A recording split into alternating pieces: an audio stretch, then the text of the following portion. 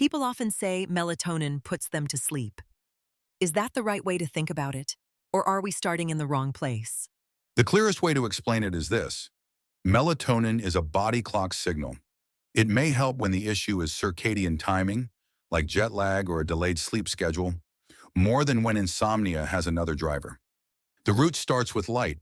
The retina sends light information to the brain's central clock, and the pineal melatonin signal helps tell the body when biological night has arrived. So if someone takes a capsule but keeps bright lights and screens going late, the body may be getting two different messages? Exactly. That is why the outcome to watch is not, did I feel drugged? It is whether the sleep window shifts, earlier sleep onset, easier adjustment after travel, or less mismatch between bedtime and body time. Context changes the answer.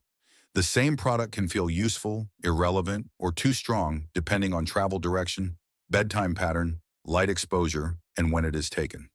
That makes jet lag make more sense. The problem is not just being tired, it is that the internal clock and the local day are out of phase. Some people may also notice sleep onset help, especially when their clock is running late. But that is different from treating every reason someone is awake at midnight. Viewers also ask whether more milligrams means better sleep. With a timing signal, that sounds too simple. The best fit person has a timing problem they can describe. Travel across time zones, a delayed rhythm, or a routine that needs a planned shift. If the issue is pain, anxiety, caffeine, or sleep apnea, melatonin may miss the real target. Does the product form matter? Or is melatonin just melatonin once it is on the shelf? Claims should be ranked.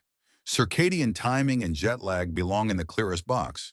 Sleep onset help is plausible for some people. Broad promises like better sleep for everyone should carry much less weight.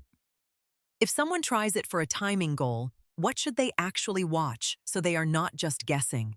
I would make it very plain. Name the timing goal, understand the clock pathway, choose the exposure carefully, and decide in advance what improvement would count. Now, the boundary. I do not want to make melatonin sound scary, but I also do not want people treating it like harmless candy. The common boundary is next-day carryover.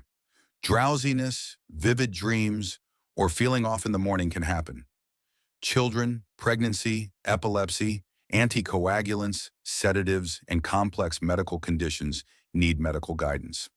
Another reason to stay deliberate is product variability. Supplement dose may not match the label exactly, so a short-term targeted plan is easier to reason about than escalating night after night. So the fair ending is balanced.